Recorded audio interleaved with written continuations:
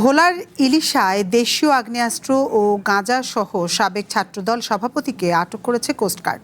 সকালে coast guard media কর্মকর্তা lieutenant commander Sabbir Alam Sujan এ তথ্য নিশ্চিত করেন। জানান, গতকাল রাতে ঢাকা থেকে কর্ণফুলীর লঞ্চে আগ্নেয়াস্ত্র ও মাদক নিয়ে ভোলায় যাচ্ছেন এমন সংবাদের ভিত্তিতে অভিযান চালানো হয়। এ সময় দেশীয় অস্ত্রসহ জাকিরকে আটক করা হয়। আটককৃত জাকির ফরাজি ভোলার দক্ষিণ দিঘলদি ইউনিয়নের সাবেক ছাত্রদল সভাপতি ছিলেন। এছাড়া তার বিরুদ্ধে একাধিক মামলা রয়েছে।